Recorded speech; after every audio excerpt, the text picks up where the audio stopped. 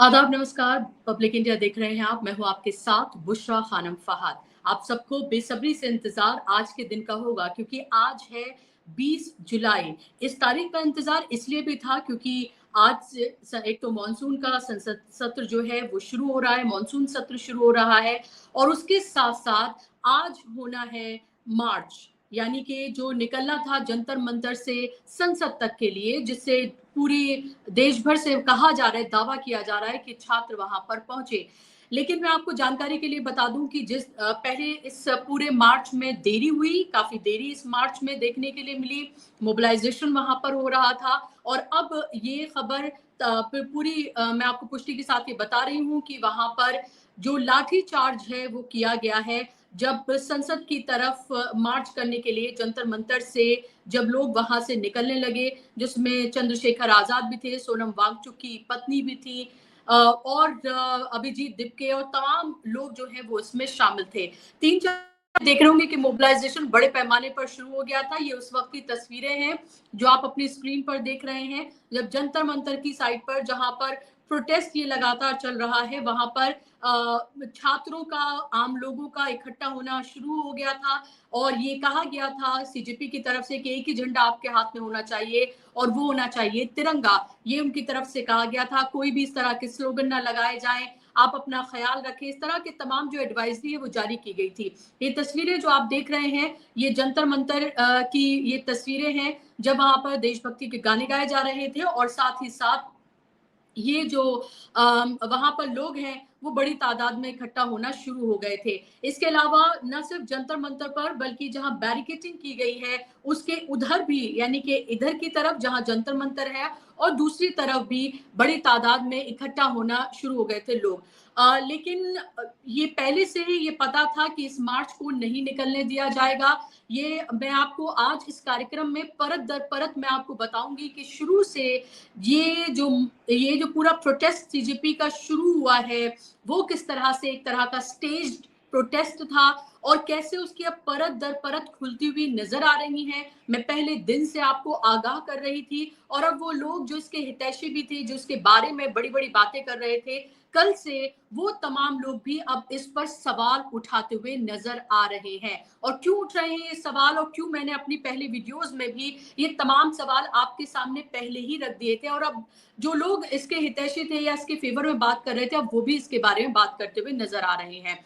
आपने देखा होगा कि सोनम वांगचुक का जब जो आमरण अनशन है उसकी मियाद बढ़ने लगी, उनकी हालत खराब होने लगी और फिर पुलिस ने उनको वहां से उठाकर वो सफदरजंग अस्पताल ले गई। वो 21वां दिन था उनके आमरण अनशन का। उसके बाद इस पूरे के पूरे प्रोटेस्ट में एक तरह के मोमेंटम जो है वो बिल्ड होने लगा और पूरे देश भर से जो आपने देखा कि सो कॉल्ड सेलिब्रिटीज जो है, जो कभी नहीं बोलते, मुंह नहीं खोलते, इन्फ्लुएंसर्स वगैरह, ये तमाम लोग सो कॉल्ड सोशल एक्टिविस्ट, वो सब जो है वो अपनी बातों को अलग अलग मंच से कहने लगे। ये सब हमने देखा और उसके बाद हमने देखा कि प्रकाश राज जो कि तमाम मुद्दों पर बोलते रहे, काफी मुखर वो आवाज है। शबाना आजमी भी पहुंची, वो भी लगभग मुखर आवाज है। ज्यादातर जो मानव अधिकार से जुड़े मुद्दे हैं उन पर वो बात करती रहती हैं। लेकिन ऐसा लग रहा है कि एक एक बहाव में सब लोग जो है वो बहते हुए नजर आ रहे हैं। वो लोग जो कभी मुसलमानों के, दलितों के इन तमाम इश्यूज पर नहीं बोले, वो पॉलिटिकल कन्वीनियंस के लिहाज से इस मुद्दे पर बोलते हुए नजर आ रहे हैं। मैंने आपको ये बताया था कि किस तरह से शुरू से ही इस पूरे प्रोटेस्ट पर ये इल्जाम थे, जब से ये आंदोलन शुरू हुआ था कि ये आम आदमी पार्टी बैक्ड एक तरह से ये पूरा का पूरा आंदोलन है। जो दिपके हैं वो किस तरह से मनीष सिसोदिया की टीम में काम करते थे, दिपके ही नहीं बल्कि 2-3 और जो लोग जो मेन इसमें शामिल हैं, वो कैसे आम आदमी पार्टी के साथ बिल्कुल एकदम साथ में उनके काम करते थे, मनीष सिसोदिया की टीम में थे और खुद मनीष सिसोदिया ने इस बात को बताया है। अभी आप ये देखिए जो प्रोटेस्ट है आज, इसका ये जो आंदोलन है, इसमें ये अभिजीत दिपके ने ये दावा किया कि इतना बड़ा, ये वीडियोस जो है वो स्क्रीन पर दिखाती रहिए कि इतना बड़ा ये आंदोलन, ये इतना बड़ा प्रोटेस्ट होगा कि अब तक के इतिहास में भारत के अब तक के इतिहास का ये सबसे बड़ा प्रोटेस्ट होगा, ये सबसे बड़ा मार्च होगा, ये दावा किया अभिजीत दिपके ने। लेकिन आप ये देखिए कि कितना बड़ा मोबिलाइजेशन करने की कोशिश की गई। अब तो तमाम पॉलिटिकल पार्टीज, तमाम इंडिया गठबंधन के लोग जो हैं वो भी एक-एक करके वहां पर पहुंचे और उन्होंने अपना समर्थन दिया। चंद्रशेखर आजाद पहुंचे, सेलिब्रिटीज वहां पर पहुंच रहे हैं, यानी कि हर वो लोग पहुंच रहे हैं वहां पर जिससे भीड़ वहां पर इकट्ठा हो, जिससे और ज्यादा से ज्यादा लोग वहां पर इकट्ठा हो। लेकिन उसके बाद भी चंद हजार लोग ही वहां पर इकट्ठा हो पाए। सोशल मीडिया पर जो आपको एक बवाल या बबल जो आपको नजर आता है, वो असल में जब आप एक्चुअल में देखते हैं वहां पर, तो जब बहुत भीड़ है तब भी कुछ हजार लोग ही वहां पर मौजूद हैं। जबकि किसान किसान जो अलग अलग यूनियंस हैं उनका भी समर्थन है, जो आयसा और लेफ्ट विंग के जितने भी छात्र संघ है उनका समर्थन है, जमात से जुड़ी हुई एसआईयू जो है उसका भी समर्थन है। तो आप सोचिए कि इतना बड़ा समर्थन जो है छात्र संघों से जुड़ा हुआ सबका वहां पर मिल रहा है, फिर भी तादाद जो है वो उतनी बड़ी नहीं है।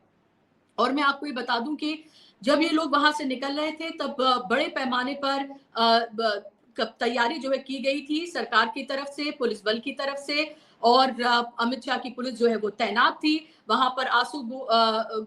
के अगर गोले दागने हो आंसू गैस के, वो भी, पानी की बौछारों से लेकर सब कुछ वहां पर मौजूद था, तमाम तरह की तैयारी थी। लेकिन पहले काफी डिले हुआ और उसके बाद जो प्रोटेस्टर्स थे उन पर लाठीचार्ज किया गया। देखिए इसको दो हिस्सों में आपको देखना होगा, मैं यहाँ सब आपको पूरी कहानी समझाती हूँ। दो हिस्सों में आपको इसे देखना होगा। एक तो वो जिन लोगों ने ये प्रोटेस्ट, ये आंदोलन जो है वो शुरू किया है, उनकी भूमिका, उनका बैकग्राउंड, उनकी नीयत, वो क्या करना चाहते हैं, एक तो वो पार्ट है। दूसरा पार्ट है वो लोग जो सरकार से नाराज है, सरकार की नीतियों से नाराज है। एक बड़ा तबका जो है वो ऐसा खड़ा हो रहा है जो सरकार की नीतियों से, इनकी दमनकारी नीतियों से, जो एक तरह का जो शासन फिलहाल चल रहा है, जिस तरह से जिंसीज को कब्जे में करके जो पूरी लूट यहाँ पर की जा रही है, और उस सब से महंगाई, बेरोजगारी, पेपर लीक, हर तरह के मुद्दे से जो लोग परेशान हैं, ये सरकार जिस तरह से पूंजीपतियों की सरकार बनकर रह गई है, इन तमाम तरह के मुद्दों से जो परेशान लोग हैं, वो सब उनमें से लोग जो हैं जिनको भी, जिनके लिए मुमकिन हो पा रहा है, वो यहाँ पहुंच रहे हैं और अपनी आवाज बुलंद कर रहे हैं।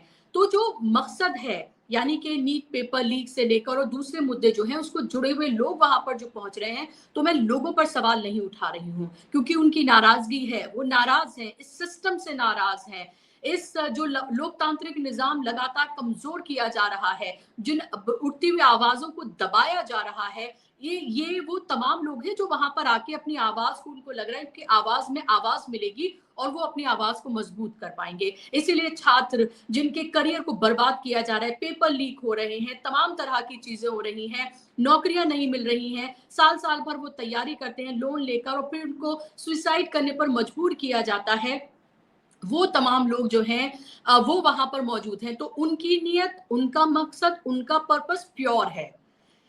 और इसीलिए आपने देखा होगा कि राहुल गांधी ने भी, जब सोनम वांगचुक की तबीयत खराब हुई, तो उन्होंने आकर इसको सपोर्ट किया। तमाम जो इंडिया गठबंधन के दल के लोग थे वो भी वहां पर पहुंचे।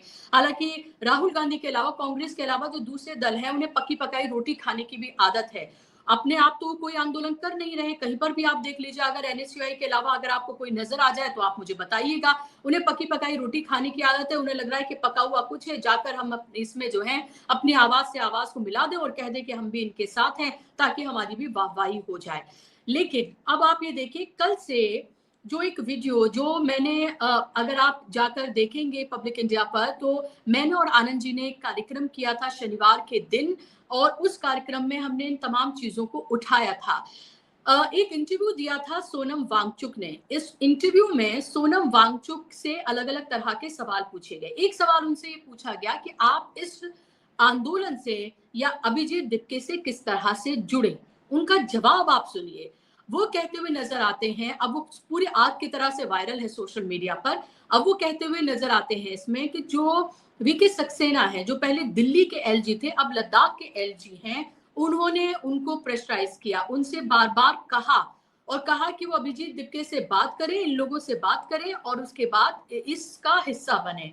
अब आप सोचिए एक ऐसा शख्स, आपको याद होगा वीके सक्सेना किस तरह से आम आदमी पार्टी लगातार कहती थी कि वो उन्हें काम नहीं करने देते हैं, बिल्कुल हाथ पैर जो उनके बांधे हुए हैं। उनको ये कहा जाता था कि इल्जाम लगता था कि वो बीजेपी के एलजी हैं। हालांकि एलजी एक इंडिपेंडेंट एक कॉन्स्टिट्यूशनल पोस्ट है, लेकिन ये कहा जाता था कि बीजेपी के एलजी हैं। और ये भी कि वो किस तरह से बीजेपी को हर तरह की वो चीजें करते हैं जो बीजेपी को फायदा पहुंचाती है। वो एक एलजी की तरह नहीं बल्कि भारतीय जनता पार्टी के एक लीडर की तरह वो बिहेव करते हुए नजर आते हैं। फिर उन्हें लद्दाख का बना दिया गया एलजी। आखिर आप ये सोचिए, इससे देखिए दो कनेक्शन सिद्ध होते हैं, एक तो आम आदमी पार्टी और बीजेपी का कनेक्शन, उसके अलावा ये कनेक्शन यहाँ पर सिद्ध होता है कि कैसे सोनम वांगचुक खुद एक्सेप्ट कर रहे हैं। अब आप ये सोचिए कि लद्दाख के जो एलजी हैं वो क्यों कहेंगे कि आप जो है इसका हिस्सा बनिए, वो क्यों कहेंगे कि आप इनसे बात करिए। तो इसको आप ये समझिए। और दूसरी चीज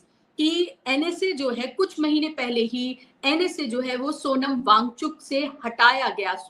किसने हटाया होगा? जाहिर सी बात है होम मिनिस्ट्री ने।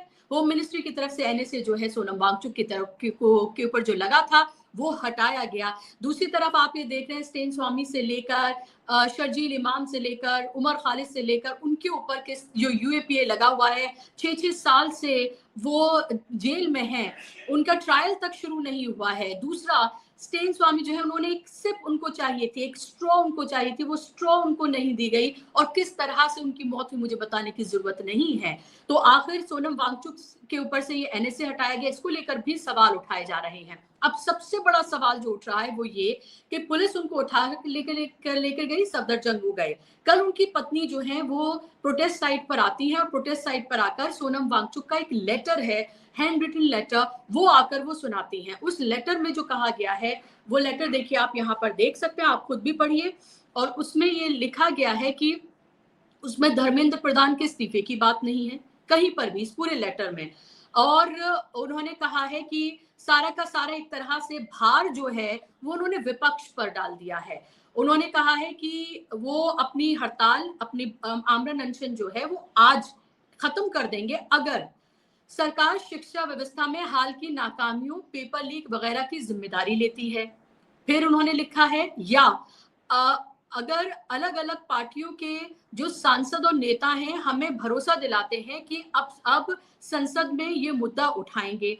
अगर मेरी सेहत या दूसरी वजहों से ऐसा करना मुमकिन हो तो अलग अलग पार्टियों के सांसद और नेता उनसे जो है अस्पताल में आकर उनसे मिले और उन्हें भरोसा दिलाएं तो वो अपना आमरण अनशन तोड़ देंगे। वाह भाई वाह, ये क्या बात हुई।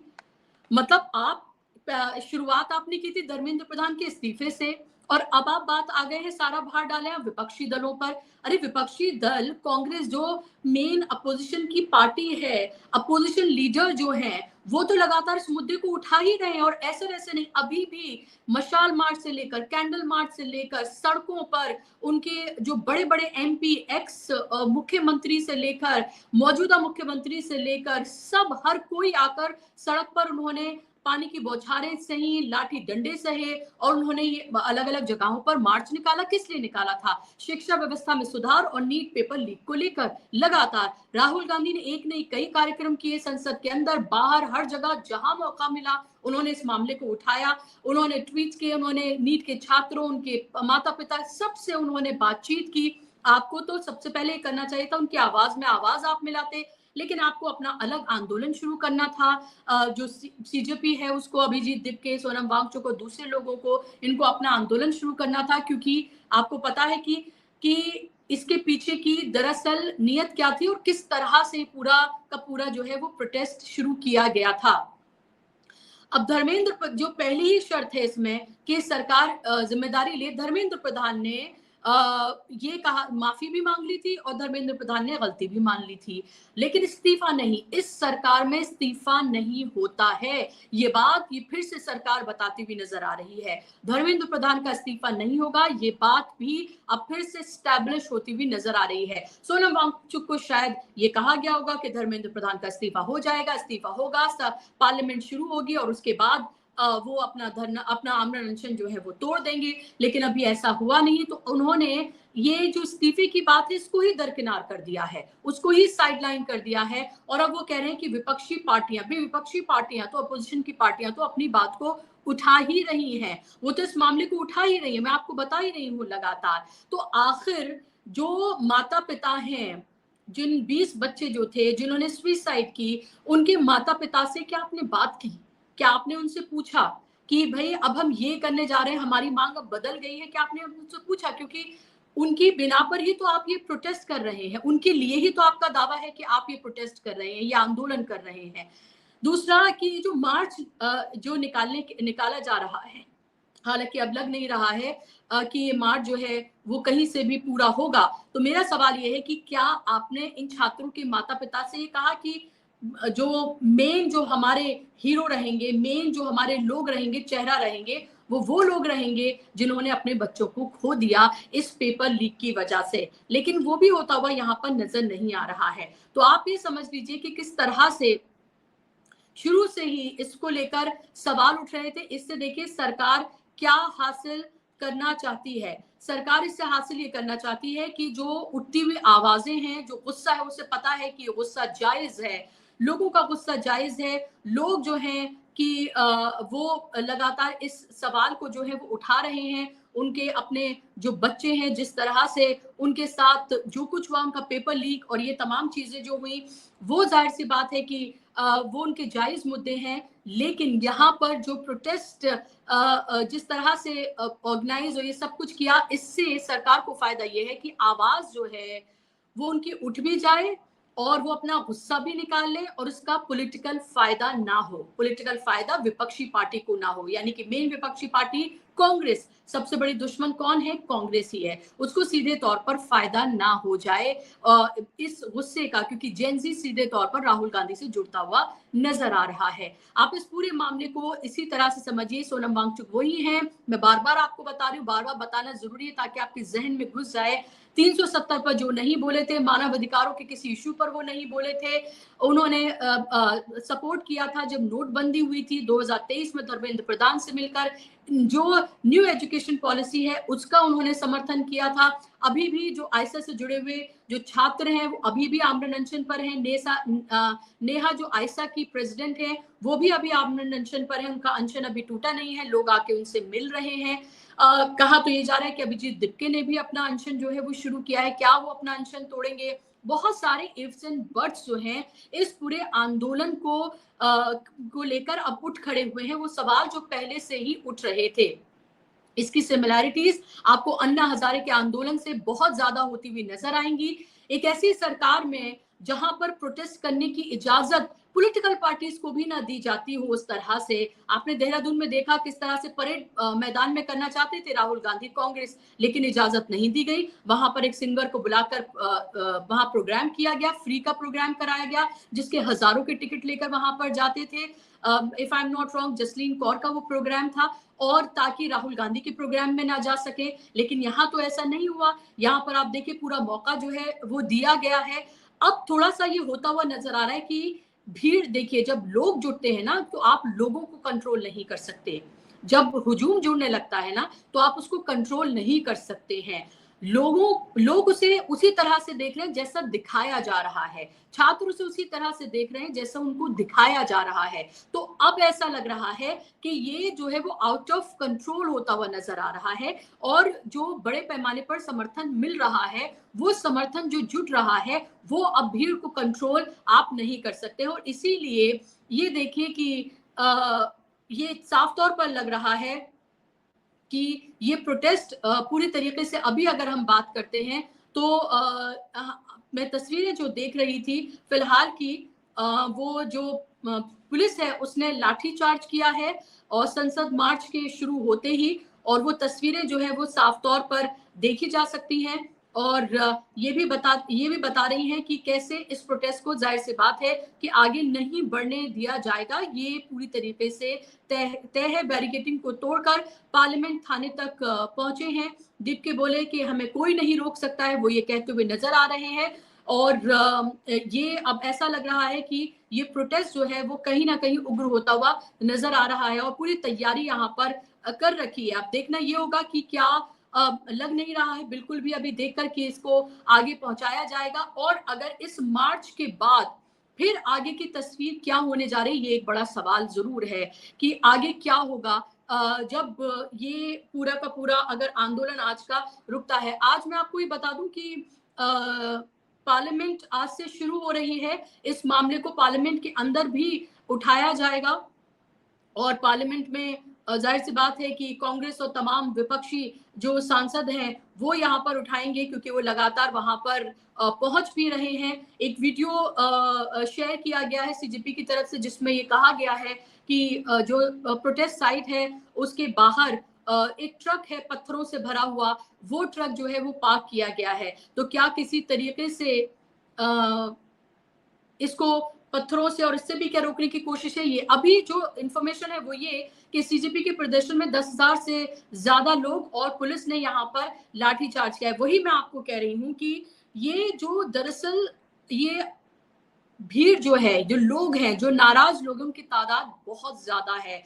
लोग फ्लाइट के टिकट्स लेकर, लोग ट्रेन में बैठकर अलग अलग जगहों से लोग जो है इस प्रोटेस्ट का हिस्सा बनने के लिए आए हैं, क्योंकि उनको ये लग रहा है कि एक छात्र हैं। देखिए जब जब बदलाव हुआ है इस देश में वो छात्रों ने बदलाव किया है, और छात्र जेपी आंदोलन से लेकर तमाम आप आंदोलन देखेंगे, छात्र जब उठ खड़े होते हैं तो इस देश में बड़ा से बड़ा आंदोलन जो है वो उठ खड़ा होता है। मैं नेपाल और बांग्लादेश की भी अगर बात करूं, आप उसको सपोर्ट करें ना करें, लेकिन वो भी छात्रों के द्वारा ही शुरू किया गया था।